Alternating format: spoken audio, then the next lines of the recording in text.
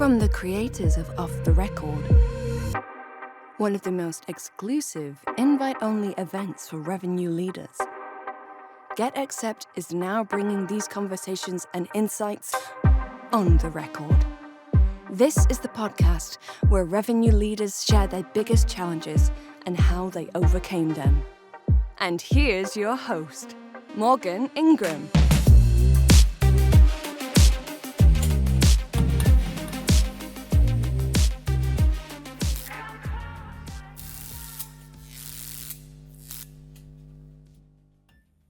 Have you been wondering to yourself, how can I help my sales reps become more complex sellers and be more sophisticated? If you've been asking that question in this episode, I have a treat for you because I'm joined by seasoned Chief Revenue Officer Camilla. And Camilla has trained and coached over thousands of reps on how to be complex sellers so they can close multi-million-dollar deals. This is her thing right here. So I would encourage you to listen up. Within that, though, she talks about why only 20% of sales reps come prepared to the conversation, how you can start coaching your reps and empower them to become complex sellers and navigate these deals appropriately. So if you are an emerging leader and you're looking to evolve people to complex sellers, if you've been in the game for a while, there's a ton of things here that has a 360 view on how she coaches and enables these reps to be successful. So be prepared to take notes, have some fun, listen to the episode. Camilla, what is going on? We're in a different setting than being at the beach house in Sweden last time we were at a retreat. It's a little bit different. How'd you like that, by the way? It was great. I had a lovely time. Wasn't it nice to just break from the norm? I thought that was the best thing for me. 100%. Break from the norm, have genuine conversations. And we're going to start off with a question, though, speaking of genuine conversations, about a conversation we had before you had left to start this off, which is we were talking about VR. Mm-hmm. We're talking about VR. So I think a lot of people right now, when they hear VR or AI or any of those two acronyms, they freak out a little bit and they're like, I don't know what's going on. So the first question I want to ask you before we get into the big challenges, what we discuss here on this podcast, is what is your take on VR in sales or even AI in sales? Do you think it's going to completely wipe everyone out? Is it going to be not really that scenario where it's like, okay, it's good to have, but it's not going to knock people out? I'm curious on your perspective. Sure. And no, I'm chuckling to myself a little bit, Morgan, as we would say in the UK, because I just spent the last 6 years working in both VR and AI. So believe me, I'm very, very used to that scenario. I think it's a really different answer for each of those. So virtual reality, which I've just spent the last year grappling with at Gemba, and the enterprise application of VR, really that's not touching selling in terms of what we're going to talk about today. So it is being applied a little bit in terms of sales training in pockets at the moment, but I don't see any real disruption coming from VR, MR, XR at the moment. Now, Meta are just about to do a huge push around that, so we could see them start to influence that direction. But obviously, when we're talking about AI, it's a completely different ballgame. And actually, probably later in the session today, I'll talk about the fact that really I see AI as an element in your toolbox.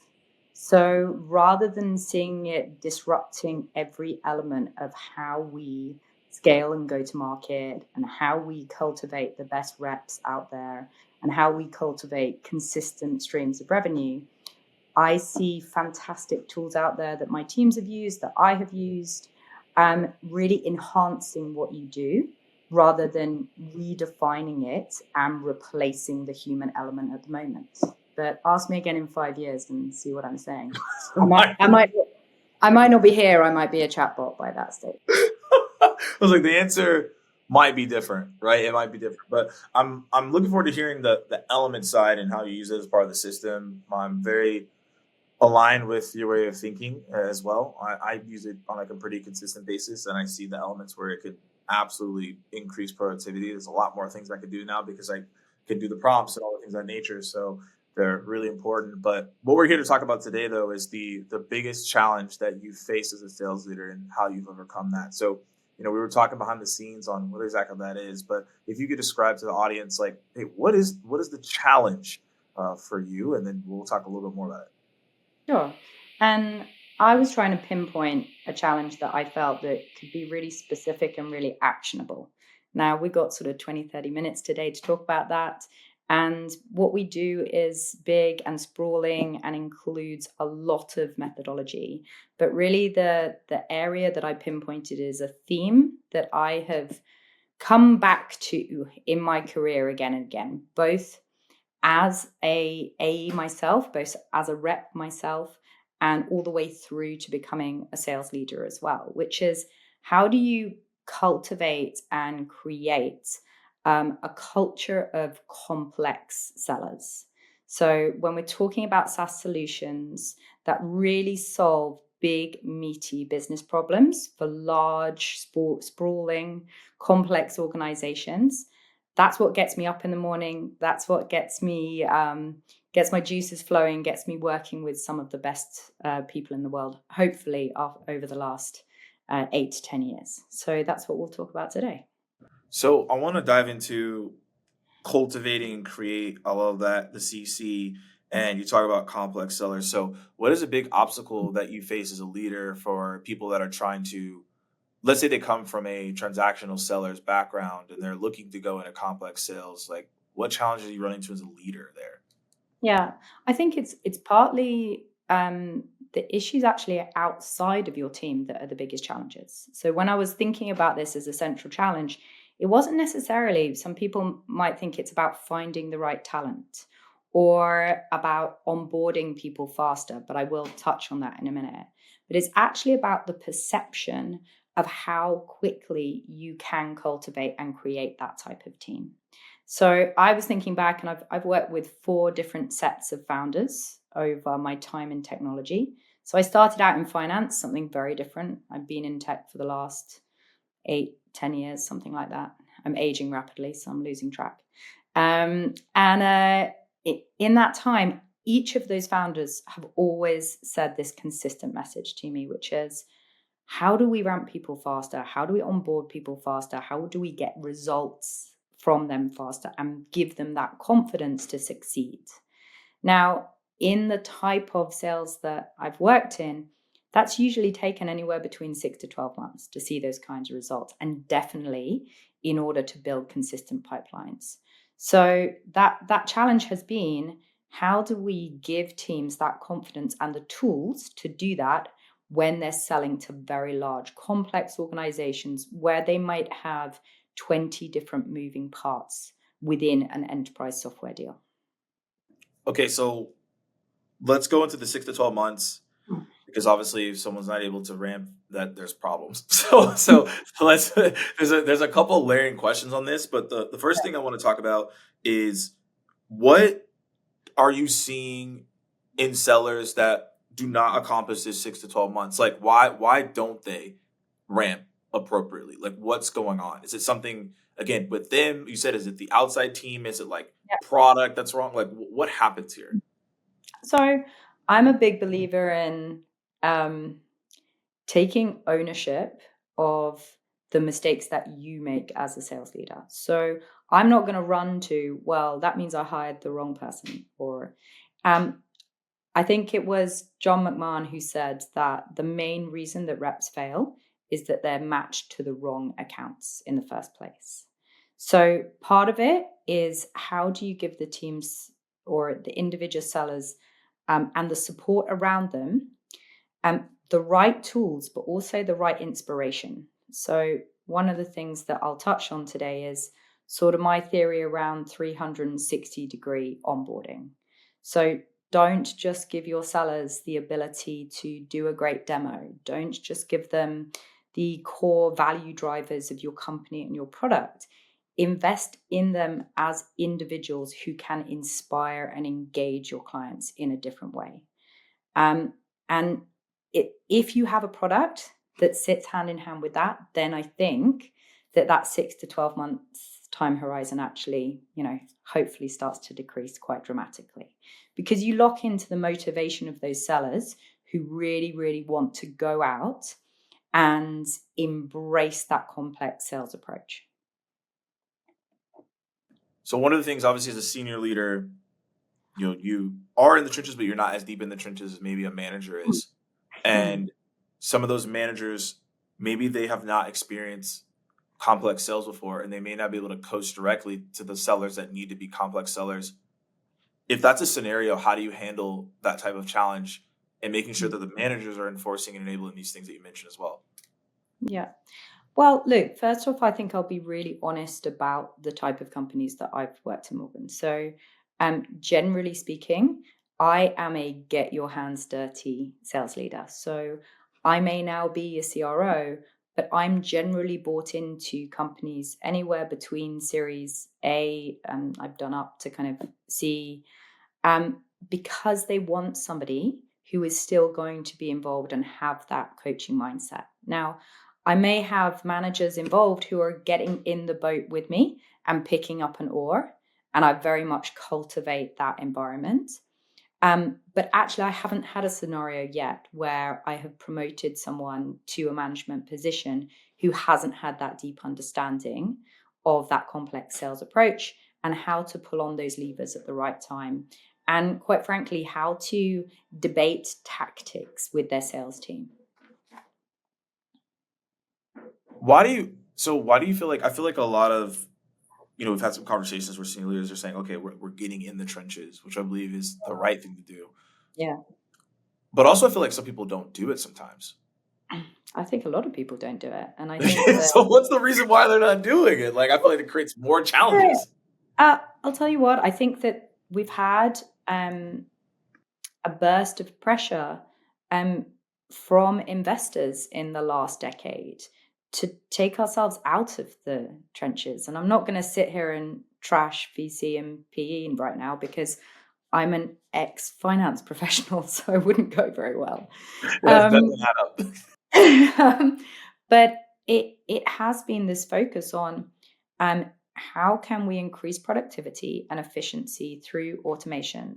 How can we take sales leadership to that level of scale where you're managing international teams through a platform, where you're managing at a distance through Clary and Salesforce, and essentially managing a scorecard?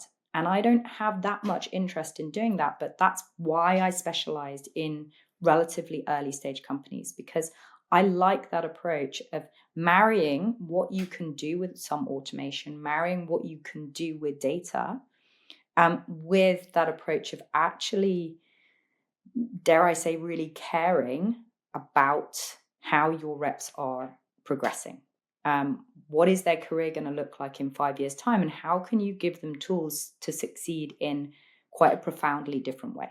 Because that's what happened with me. Somebody invested that time with me so that I could sell at a different level. That meant that my career went in a very different direction. Yeah, I mean, you're essentially doing what someone, like you said, doing for you so that it's going to work because of the results you've seen. And if we actually go back, you talk about, again, cultivate and create these complex sellers. One question on this, and then we're going to talk about how to actually solve this challenge. You're going into organizations, you're trying to transform the team's mindset and behaviors. You said it takes about 6 to 12 months within that. What are some things that, for people listening in that are looking to do the same, what are challenges that they're going to face trying to transform these complex sellers? And what are some, let's say, red flags where it's like this person may not be able to become that complex seller? Or maybe everyone can, and just like there's ways to go through it. But are there red flags where you're like, this is not it? This person, we gotta put this person somewhere else. Sure. I think one thing is passion. So, everyone in our industry talks a lot about hiring for attitude, as well as some core skills, but hiring for passion when you have that sophisticated sales approach. A great friend of mine is leading a fantastic insurtech company at the moment who've just raised a $73 million Series B. And we had wonderful conversations about looking for reps who have that passion to be the rep in 5 years who is selling in a very different form, and the ones who really want to push the boundaries of what they're capable of.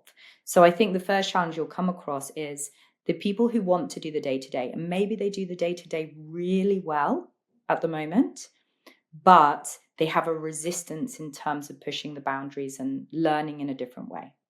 I would say then, from an organizational perspective, I think that creating that culture, the challenge is getting everybody else in the organization bought into it too. So this isn't just about go-to-market teams.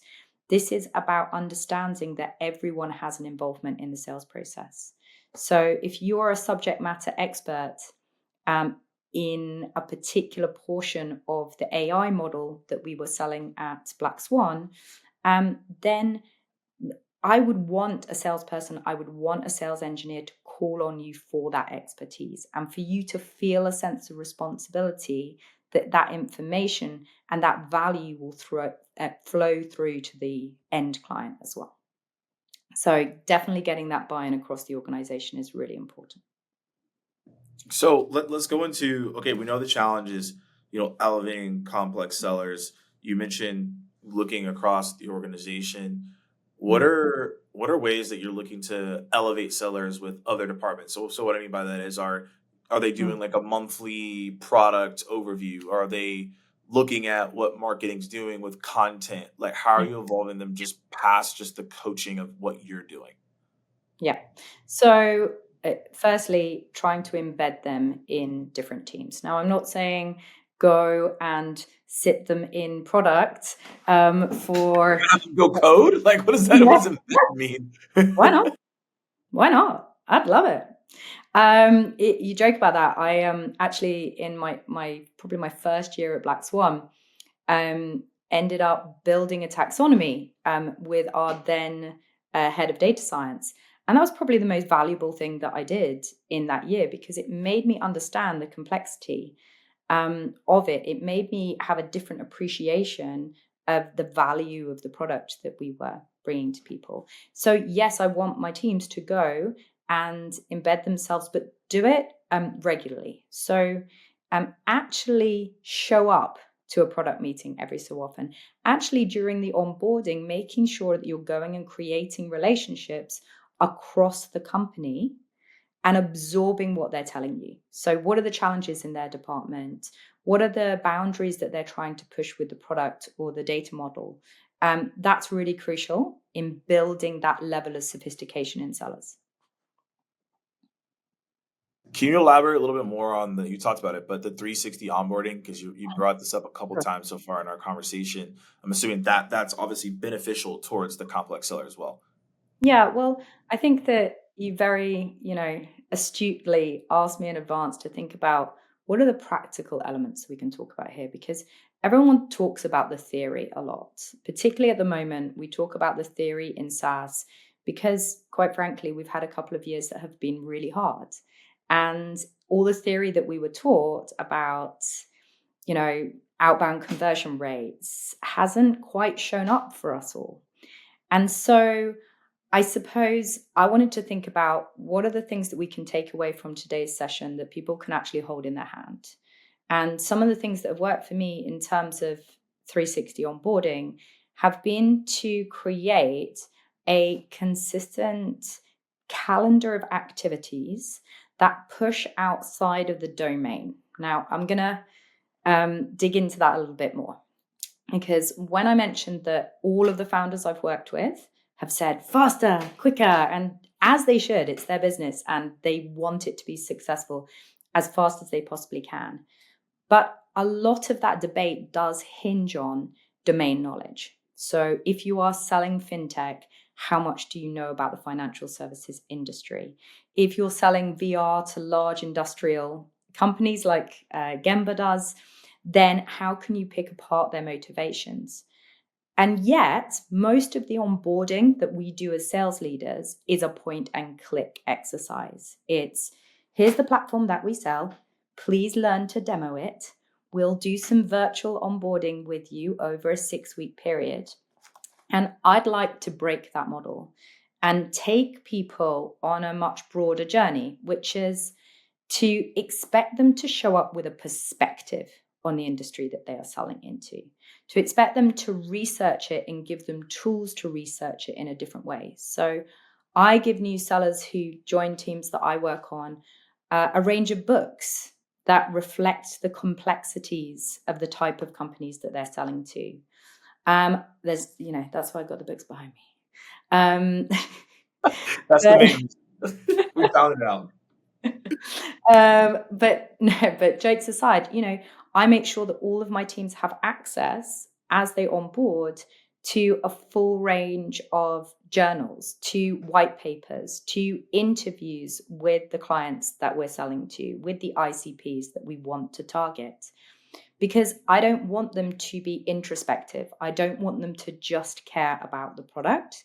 I want them to be the most interesting person in the room if they're at a conference about the subject matter that we're selling on. So that was really, really important for me when I was at Black Swan for 5 years, because it was during the explosion of AI, and we were selling to companies like Nestle, P&G, Reckitt Benckiser, big, ambitious companies with meaty challenges who have the end consumer at the forefront of their mind. Now, if you don't know and care about the motivations of those companies, if you're showing them a platform with a 20-minute demo that doesn't reflect their actual questions, then you're done for. And that's it. That's the interview. No, but in all seriousness, this is very true. It's interesting. I taught, and you probably experienced yourself. So I'm going to ask you this question, and we'll get a little bit deeper into what you said.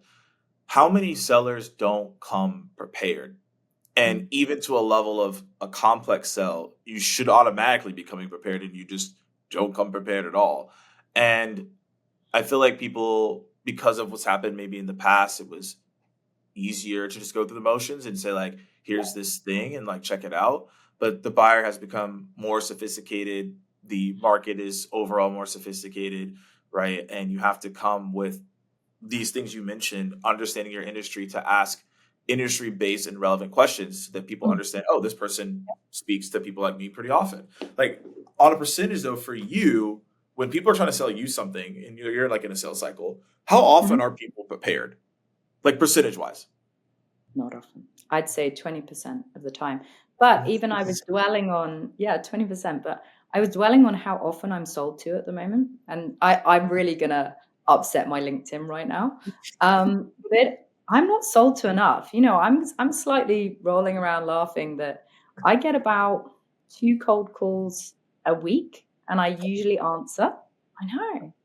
So I think everyone is drinking the Kool-Aid a little bit of the whole outbound is dead scenario that we are finding ourselves in the moment. And actually, I'm not so sure. And if I go back to that idea of a toolbox at your disposal, if you have something to say, so if you have been through this process of actually learning around your subject matter, then you are far more likely to engage people early. And as you say, I think that people turn up to sales calls with me probably really prepared, really having dug into my motivations as a buyer, digging into the value that I want in a kind of challenger sale mentality, probably 20% of the time. That's crazy to me. Yeah.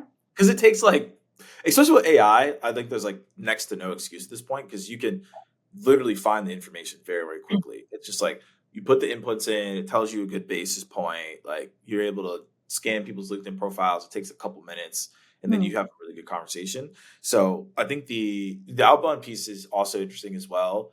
I actually am to the degree where I believe people think, and it's easy to say something's dead, so you no longer have to put effort in that thing.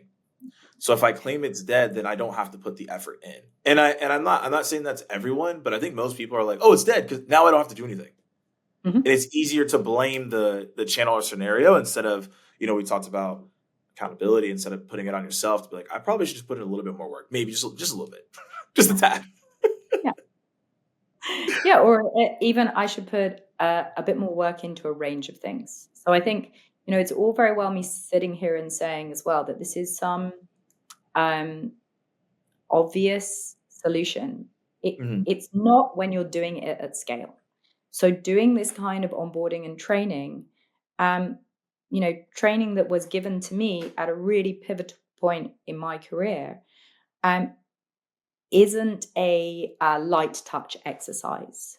So in order to make it scalable, you have to come up with templates and formats which sound really dull, but they're just cheat sheets. They're just ways of making your sellers and other members of the team feel comfortable about going out there and finding different ideas. So I will find that generally the top performing account execs that I've worked with, and there are two that really stand out for me recently at Gemba who have been on a fantastic journey, and I'm so proud of them both. They will do it instinctively without being asked. But if you want to take then the other members of your team up to that level, if you can give them some frameworks to think about why they should be doing this, why they should be going through an annual report and finding distinct quotes from the CEO about cost savings, why they should be going and looking at the traffic to certain areas of Estee Lauder's website. I'm going to use example from Black Swan when we tried to sell to Estee Lauder, to find to find out, right, what products are performing well, which parts of their display advertising is performing well, where do we have an opportunity to take them in a different direction. If you want people to go above and beyond in that fashion, and they're not maybe your top performers, then give them distinct formats, give them cheat sheets to follow to get there. I love the aspect of cheat sheets. I mean, you're doing a lot here. Weekly, hey, what should you be doing? Studying reports in your industry. It could be podcasts, being a subject matter expert, right, which is key. And if you're a subject matter expert, the potential client's going to feel that and be like, wow, this person understands my industry and understand where I'm coming from. But I think the cheat sheets and templates are great. As we move into phase 3 of this conversation, which is more so like, how have you personally grown throughout these challenges? And as a leader, what have you seen in your own growth? We talked about all these different templates and things of that nature. If you just had to mention maybe 1, 2, or 3 skills that a complex seller needs to learn to be successful. We talked about some tangibles like passion, but what are some skills that they need to learn? Yeah, sure. Okay, so I think one of them is the age-old love affair that we have with finding and creating the right relationship with a 5-star champion. So in complex sales, in any sale, we all know that you're lost without your champion. But in a complex sale where you're dealing with maybe one very advanced C-suite economic buyer, but 20 other people involved in that sales process as well, if you don't have a champion who is able to remove those obstacles with you, then you are lost. But also, if you don't have what's the right way to put it? An inspiring relationship with that champion. So I want to see a champion who actually wants to create change in their organization, and they are motivated to get it done with you. So when we started out the session, Morgan, we talked about the fact that I'm not an expert in highly transactional sales. I'm not the person to come to for the quick buck. And what I like to see are champions who have huge era-defining problems in their organization. So whether it's a very well-known drinks company that I have worked with at times who wanted to move away from selling sugary drinks and into healthier alternatives, huge meaty challenges in a company, and the ability for your champion to want to hold your hand through that process, that's one core skill. I'd then say analyzing themselves is the second, as a high-performing, complex SaaS salesperson. So if they're able to look at themselves, look at their own performance, and course correct as they go along, then I think that makes a profound difference in their ability to win. And we have so many tools at our disposal now, with call recording, being able to tell you if you're talking too much or if you're not talking enough, with reminders set to say, have you followed up? Have you sent something that is outside of the norm? There are all these tools at our disposal, but your ability to take a step back and analyze where you as a seller have gaps, and hopefully also be coached in that direction by your leader as well, then that's really a recipe for success. I love all that, and even listening back to what you were saying and how to go about it even more. Again, that self-coaching, that improving and continuously getting better, which then leads into like this question here is throughout all the things that we've talked about as a leader with taking reps who maybe aren't thinking this way, being a subject matter expert, being a complex seller. You said only 20% of people actually show up like on these calls and act this way.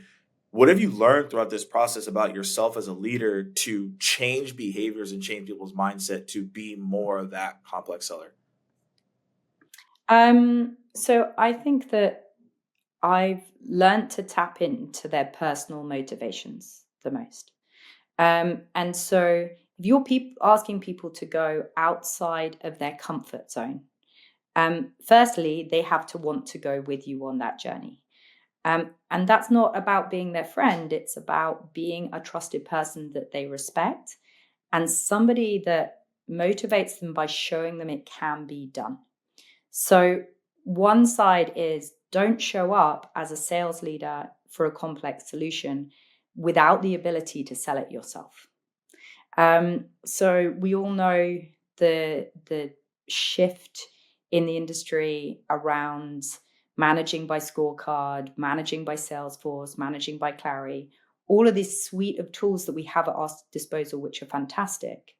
But I can't take myself out of the weeds of being able to do parts of it myself. It doesn't mean that I do it every day, but it definitely means that I step up and I show my team by doing as well. So that's definitely one part. I think the second is when we're talking about tapping into someone's personal motivation, doing the basics of actually spending time with them consistently. Now, that doesn't mean that you're spreading yourself so thinly across your whole team that you're pulled in 20 different directions, but it does mean that time you spend is meaningful. So the other part of when we're dealing with salespeople who want to go down this direction, they want to sell to enormous organizations, they want to sell a complex solution with lots of moving parts, it's usually they want to debate that as well. And I most definitely did when I was working with a fantastic sales leader at Black Swan and the founders there as well. I wanted to debate the different moving parts of deals before I moved into sales leadership. I wanted to find the right tactics and be able to adapt those to my client. So I think it's really important that you make time to do that and do it in a unique way that fits the reps that you deal with. So as we go into the last part of this conversation, I want to quickly recap everything that has been said because I want everyone to pay attention and take some action steps here as senior leaders are listening in. So, overall challenge that we talked about was the complex seller. How do we cultivate and create cultures of them if this is the route you want to go? And as we've already described, Camilla's like, well, if you were a transactional person, you probably already left this conversation. So we're only speaking to the complex sellers here, right? So within that, number one is have a 360 onboarding. What are you doing to equip them with industry insights, helping them become subject matter experts and equipping them with the information for them to show up and people be like, I want to hear more from this person. Number two is, I know I like how you talked about getting some cheat sheets for them as well, making sure that they have that prepared and understanding what's on them to go be successful. And then the last part is understanding that as you are continuously talking to your reps and integrating with them, helping them grow across the board so that they can obviously be successful and you see success as well. So as we wrap this up, the last question here is any shout outs or mentions that you want to give anyone on this episode before we get out of here? Oh, definitely. Well, look, I think all of what I've mentioned today is me building on things that people have done before and people have taught me before.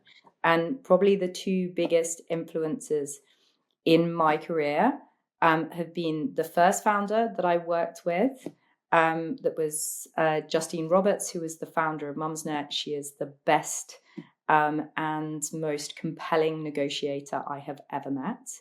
And then probably Lee Griffin, who is the founder of Grit, the sales consultancy who I worked with at Black Swan Data, because a lot of the building blocks of the success that we had at Black Swan in this approach to complex sales, he had founded that before I kind of showed up on the scene. So yeah, those would be the two shout outs that I had. Awesome. Well, Camilla, thanks so much for your time. Again, y'all take these strategies, take these tactics, go execute them as a leader. And if you want to be better, you have to do things differently, as we talked about here on this episode. So appreciate you listening in, and we'll see you on the next one. Thanks for tuning in to the On the Record podcast with Camilla. And as I told y'all, she was going to give you a 360 view on how to onboard and up-level complex and sophisticated sellers. But as always, I'm going to look at my notes and give you the 3 things I learned from this conversation. And maybe we have the same notes, maybe it's different. So number 1 is complex sales requires passion. If you are not passionate about what you're doing, it's not going to work out very well, especially about what you're doing at a high level. So I learned that. Number 2 is you want to make sure that you engage with champions who want to enact real change, and then you empower them to sell internally to make that change. And then third is like understanding industry knowledge and integrating that into the seller so that they can understand that in simple terms and ultimately allows them to sell. So my big takeaway, right, is you can take these things to then create a high functioning, sophisticated seller unit that leads to success. So don't forget to subscribe to the podcast for more episodes where we dive into challenges and how leaders overcame them for success. And appreciate y'all tuning in. See you on the next one.